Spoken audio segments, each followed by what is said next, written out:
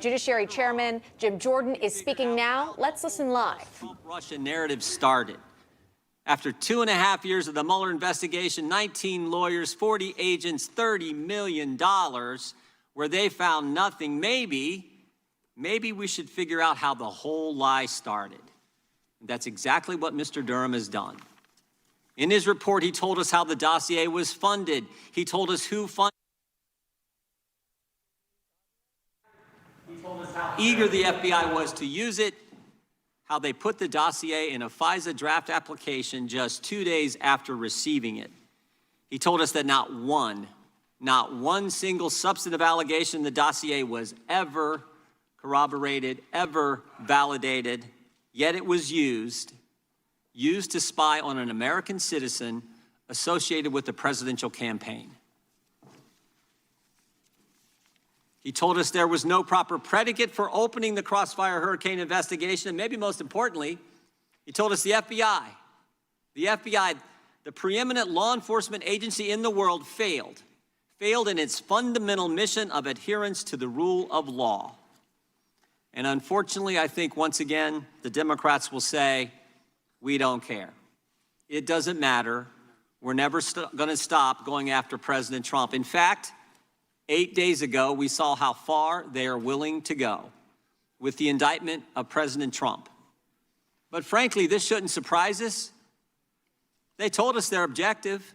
In fact, it was an agent on the case of Crossfire Hurricane who told us what their objective was. We all remember the text message from Peter Strzok where he said, "Don't worry, we'll stop Trump."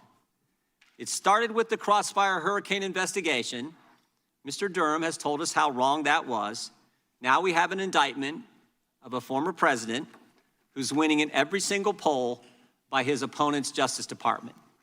And in between those two events, we had the Mueller investigation, we had impeachment, we had 51 former intel officials falsely tell us the Biden laptop was Russian disinformation. We had a raid on President Trump's home, and of course we got Alvin Bragg's ridiculous case in New York.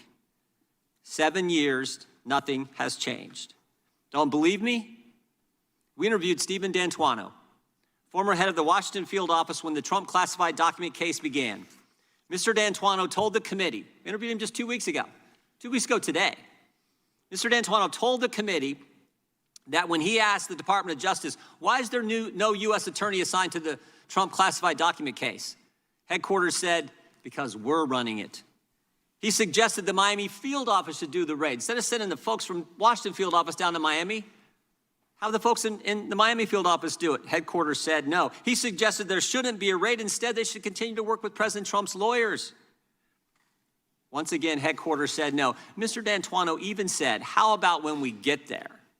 When we arrive at President Trump's home, we then call his lawyer and we do the search together.